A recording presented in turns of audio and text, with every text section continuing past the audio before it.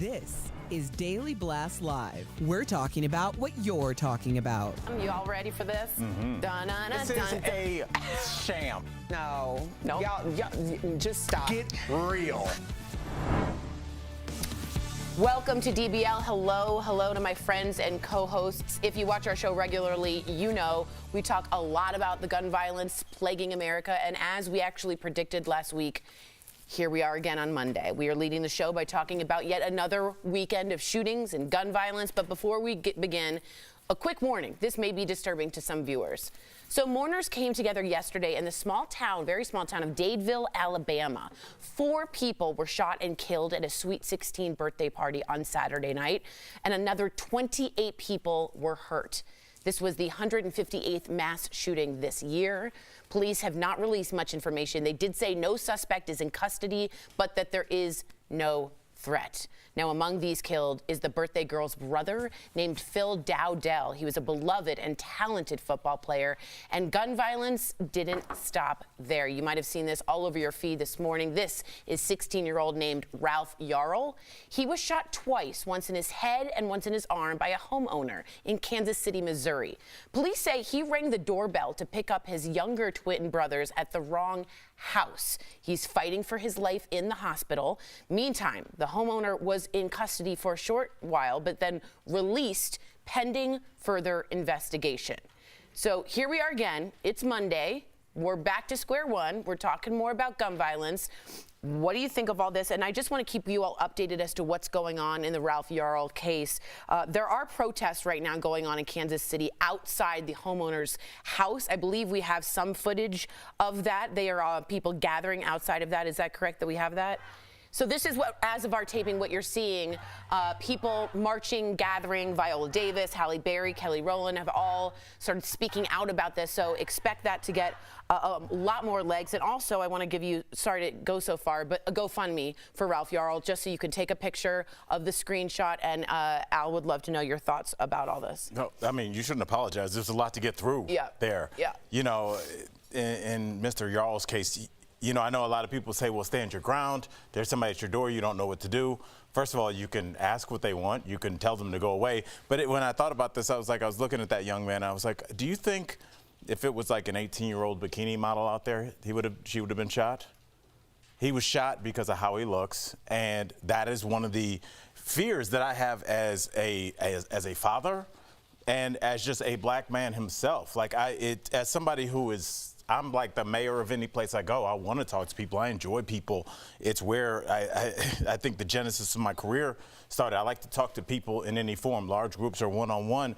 And this is the kind of thing that forces us all, Erica, into tinier and tinier boxes, because this isn't being overly hysterical about this. This is us making really calculated decisions about who you present to, because if you present to the wrong person, they can shoot you and you're out on bail before the weekend.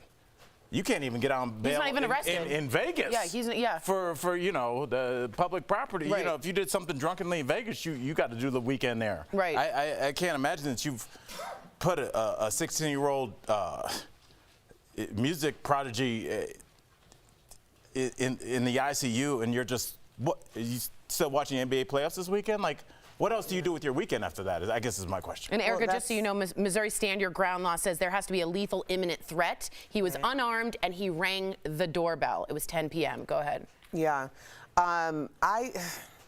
It's like, I really,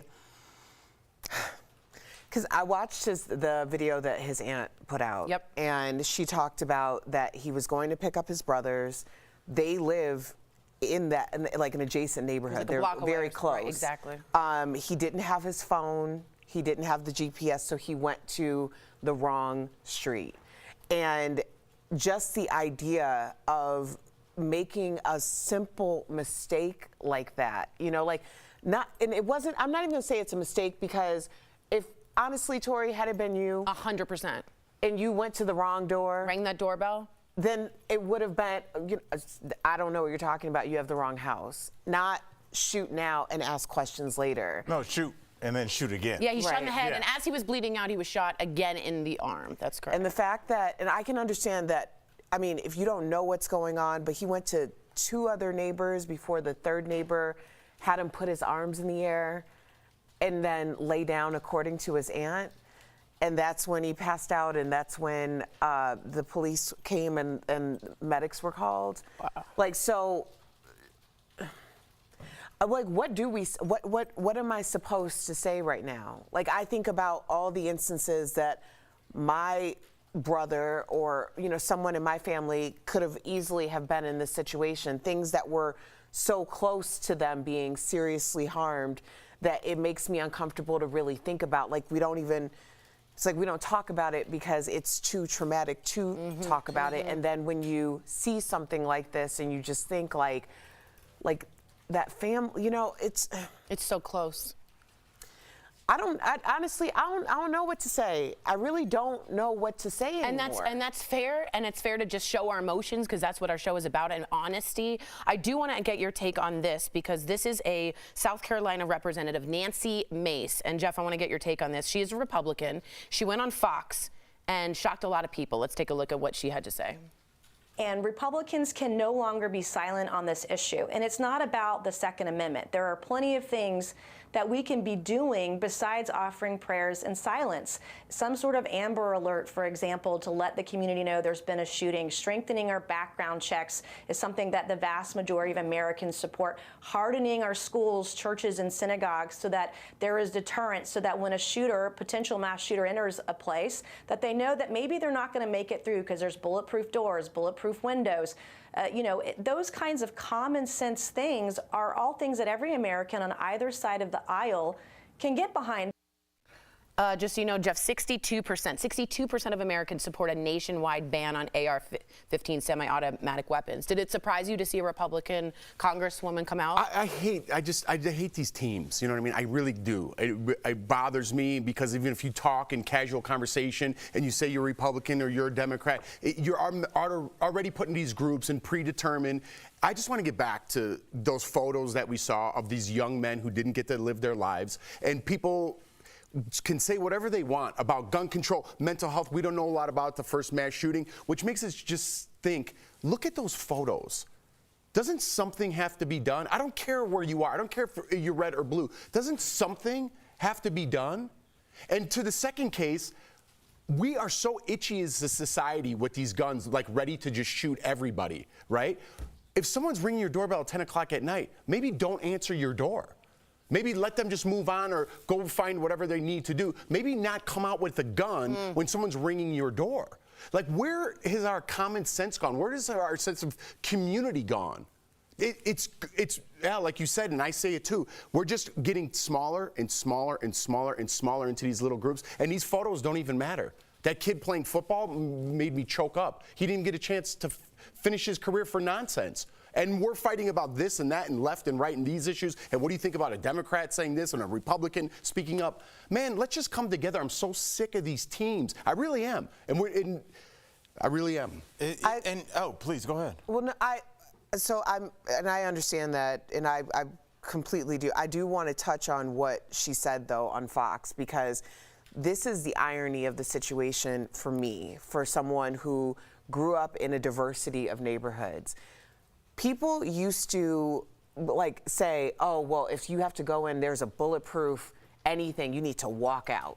Like, whether it was the chicken joint or the bank or whatever, if there was a bulletproof wall or it was hardened, then you're in the wrong neighborhood. Nightclubs. Exactly. And now you have a Republican on Fox saying we need to harden our synagogues and churches and schools, which is so ironic to me because I always grew up with people saying things like that to me, and I always thought, like, I've gone to plenty of places where you've already experienced that. Right. So now it's like everybody is now on board. Everybody is trying to harden these places, and what does that say about the overall prevailing nature of this country. Yeah, that's a great point. I also just wanted to point out that the NRA was holding its annual meeting in Indianapolis today, this weekend, excuse me, and former President Trump there spoke. Mike Pence was there, and they spoke about mental health, and they said the guns weren't the problem. And again, I come at it from a political view. I'm not saying teams. I'm saying you need politics to make gun control legislation. I liked what Nancy Mace, Congresswoman, had to say. In 1994, we crossed the aisles and created a federal ban. Tori, that was a different America. I know it is. We can't keep going back there. Okay, hold on. But because of Nancy Mace saying that, there's quick little peaks of younger people in the Republican Party that are sick of thoughts and prayers too. I'm offering that as a way to cross the aisle. I'm hoping, I'm praying this is a start. I'm hoping. We'll be right back. I might be wrong. We'll be right back. DBL. This show is amazing. There's a lot going on down here. I would have been part of the Mile High Club. Yeah. So on point. But I want to have a conversation about what's happening now.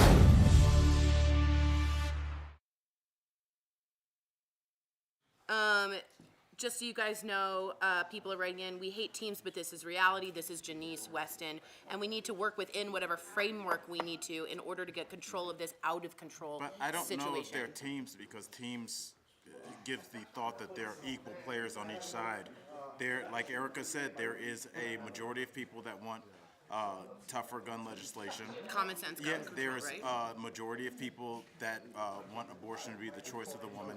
There was a majority of people that wanted marijuana legalized. There's not teams, and the idea that there's equal amounts of people on both sides is doing the work of a few. I said it on the show a couple years ago, and it doesn't resonate with people because it is a word that doesn't roll off the tongue, but minoritarian rule, which is what we are under. We are headed towards being under a theocracy.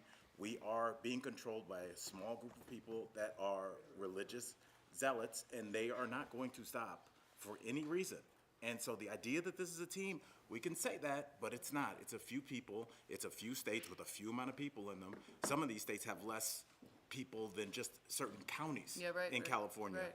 But when you have a state like Wyoming that's got 400,000 people with the equal amount of senators as a state like California that's got 40 million people, and they cancel each other out, this is a system that can't work, and that's why we can't move forward. That was, first of all, beautiful. And second of all, I don't know if you guys saw over the weekend, Frank Zappa from 1968 went viral with a video speaking literally about what he fears. And you know what it was? A theocracy that is based in zealous religious ideology. It was exactly what you just said. So check out that video, too. It's going around now. Frank Zappa from the... 30 seconds.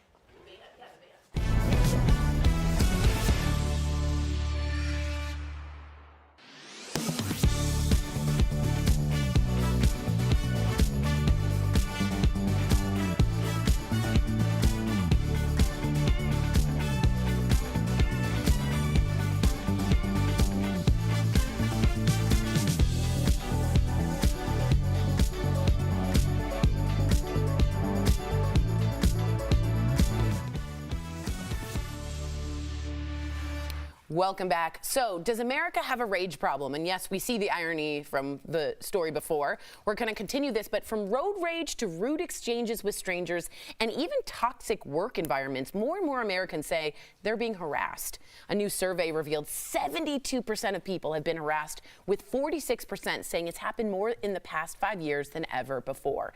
It's a topic that's actually getting a lot of attention right now, thanks to the hit new Netflix series called Beef. I watched it all over the weekend. It's actually all about a road rage incident that just spirals out of control. It's the #1 show right now on Netflix. So what do we think of this, and does America have a rage issue? Does this come from the pandemic? I don't think it helped. That's a fair point. I really don't. I mean, you talked about the irony, or like really the tragedy of the last story or stories that we talked about in terms of gun violence and the rage, and all I can think about is going to like the fact that right before everything was shut down, like there were no guns. They were all being purchased, like in a mass You mean way. you couldn't even find one? You couldn't find guns. Like they were all gone, like legit. Yes. So when you are putting that in, you have 2 years of people losing their income, not knowing what's going to happen to their family. They're depressed. People are dying like at a rapid rate. There are all these things that have like taken people who have been held kind of captive for a long period of time, and now everything is like haywire. I don't even look at people on the street. I don't honk. People cut me off. I just let them have whatever they need. If that's the win they need for the day, I am happy to not even play the game. Like, take your win, honey, because everything is just like it's just ready to pop off. Everyone. The tension is at a high tautness. What do you think, Jeff? What do you think? Well, listen, I deal with rage, you know what I mean? And I have for a long time. And I take myself out of the situation now because that's my only answer to because I have a family, and it's like if someone's road raging, I pull over and let them go, even though it hurts my ego inside in some weird. I'll talk to a psychologist about it. But but my rage, so I take myself out. I think we live in this era of people. I think Mike Tyson said it best. People on social media need to get punched in the face a little bit more. We think we're safe in our cars, and you don't need to get out, and you can do whatever you want, give the finger and do this, but you do it to the wrong person, and guess what? We got that itchy trigger finger in America. You better watch out. People on social media talk however they want to anybody they want with no repercussions. So I think part of that rage is everyone feels invincible. I'm in my car, I'm invincible. I'm online all day, I'm invincible, till you run into the wrong person, and then it becomes a problem. I saw it in real time right out here on Broadway, right in front of our studio, I don't know, 2-3 months ago. Early in the morning, this guy in a nicer car cut off this guy in a very not nice car, and they got into it. You know how like some cars are trying to speed up to get away because they're like, this guy's a problem. This guy was running lights to stay behind this guy, and right where that McDonald's and the Napa Auto Parts is, there's an alley, and the nice car tried to go down there to get away from it, and the guy followed him down there. I don't know how it ended. I don't think it was good, but like you said, Jeff, you don't know who you're cutting off or giving them fingers to, and maybe, you know, we did air rage stories right after the pandemic. Maybe this is the second half of that. Maybe. We'll be right back.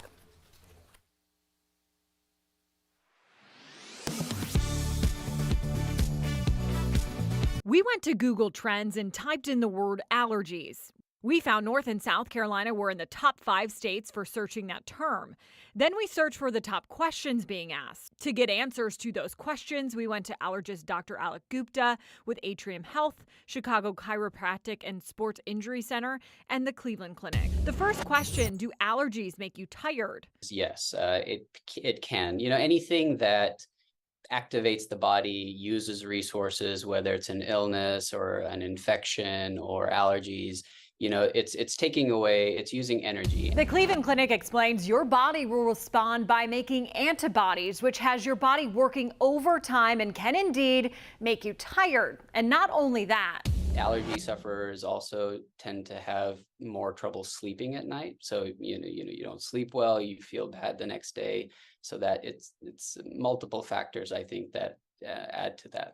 So we can verify that, yes, allergies can make you tired. The next question, does working out help with your allergies? More and more studies are showing that it does help. And exercise in general strengthens the immune system. It causes a lot of immune changes that help your body fight infection. The Chicago Chiropractic and Sports Injury Centers found that although exercise won't eliminate allergies completely, it will help reduce symptoms. That's because physical activity leads to stronger blood flow, which can help reduce inflammation. However, Dr. Gupta says it also depends where you work out. One thing that exercise could make you do is make you breathe harder. And so when you're taking in more air, that could also mean taking in more allergens. So we can verify that, yes, working out can help you with allergies as long as you do that workout inside. With your Verify, I'm Megan Bragg.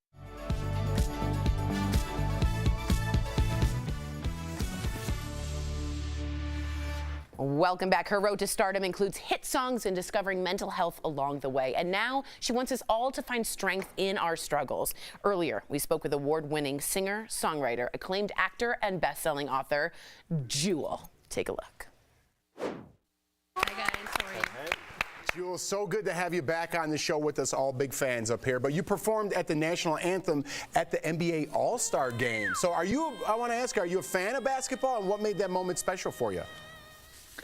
Love basketball. Love the whole thing of just the All-Star games. Having everybody in one spot was a dream. My son got to be with me, but it got to be a fashion moment, most importantly. Yes. You did look great. I was going to say, that's a cool outfit. Let's talk about something a little bit more serious, Jill. We talked to you about the importance of mental health during the holidays, and since then, we have all experienced, I would say, trauma seeing these multiple school shootings.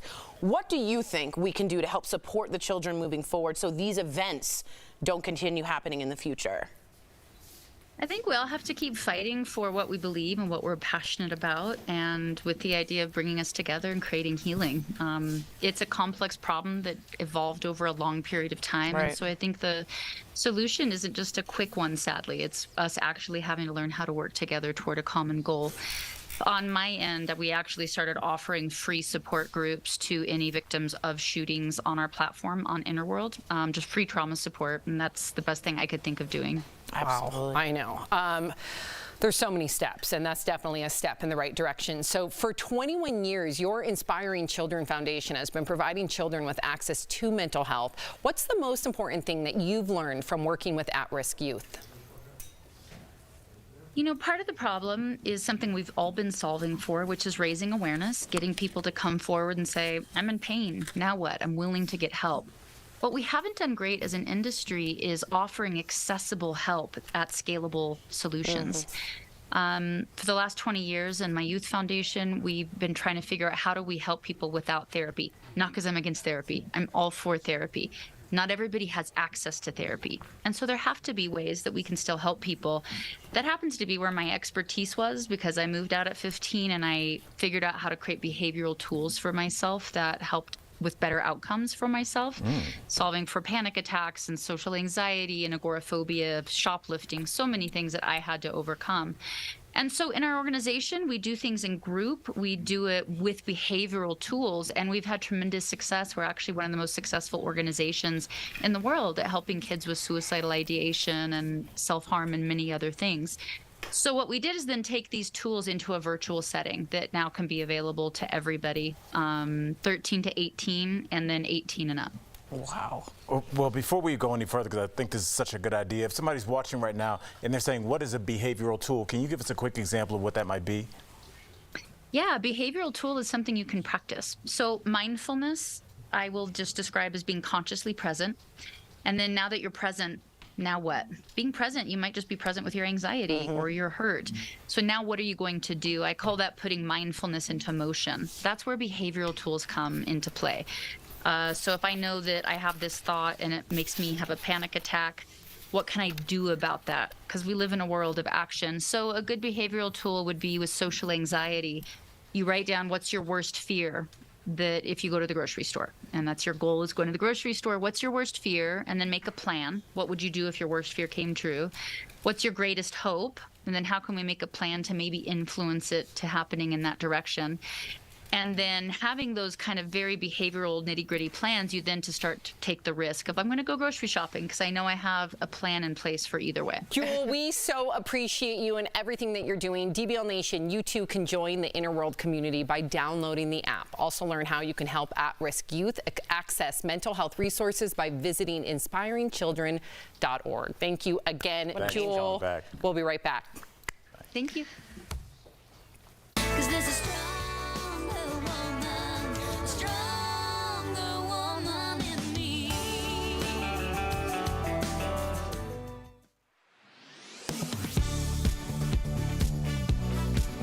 Verified viewer Julie is flying on Frontier Airlines soon and sent us this question after noticing a warning on her confirmation email. I'd like to know if an airline can charge you $25 for asking for assistance. So Julie, let's verify. Can airlines charge a fee to help you at the airport? Our sources are the U.S. Department of Transportation and the policies of several budget airlines. The DOT gives airlines a lot of freedom when it comes to the kinds of fees they can charge.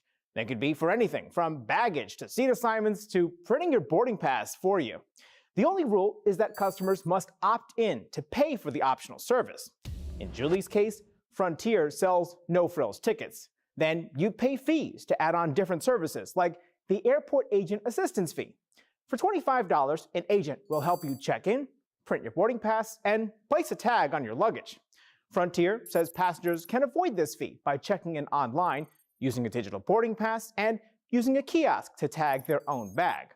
The fee doesn't apply to passengers with a disability, active duty service members, and people who are checking special items. So, yes, airlines can charge a fee to help you at the airport. Other budget airlines like Spirit, Allegiant, and Breeze have similar fees for assistance at the airport. With your Verify, I'm Brandon Lewis. Are you skeptical of headlines and what you see on social media? We are too. The Verify newsletter helps you distinguish between true and false information by answering your questions. It provides fast facts on trending topics, spotlights major stories, and even includes a daily fun fact for all those trivia buffs out there. Get Verify's fast facts delivered every weekday to your email inbox. Go to verifythis.com/email to check it out.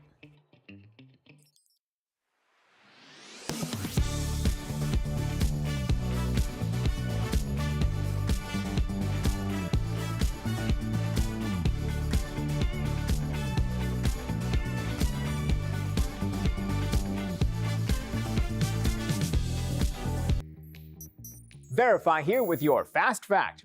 More than 20,000 runners will race through the streets of Boston for this year's marathon. Last year, about 40% of the racers were women. But did you know it wasn't until the early 1970s that women were officially allowed to run? Let's explain using these sources. For decades, the Amateur Athletic Union, which sets the rules for running events, didn't allow women to compete in long-distance events. In 1967, runner Catherine Switzer signed up anyway using her initials, KV Switzer. She maintains, quote, "I wasn't running to prove anything. I was just a kid who wanted to run her first marathon." On race day, she was handed a bib, and despite being chased on the course by a race official trying to stop her, she ended up finishing in 4 hours, 20 minutes, making her the first woman to officially run the race. A year earlier, Bobby Gibb also completed the race, but her run was unsanctioned because she didn't sign up. Finally, in 1972, the Boston Marathon officially began allowing women to compete. That year, Switzer placed third among 8 female runners. With your Fast Fact, I'm Brandon Lewis.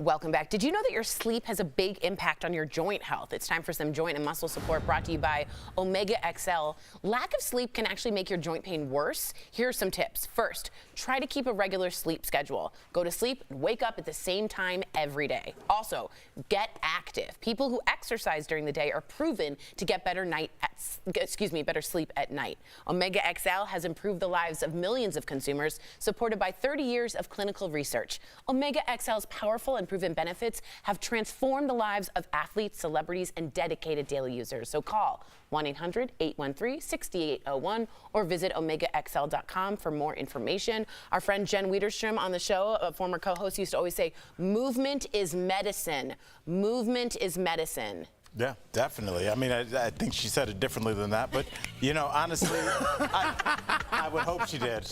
But, yeah, she was right. She was right. Bye, guys. Movement.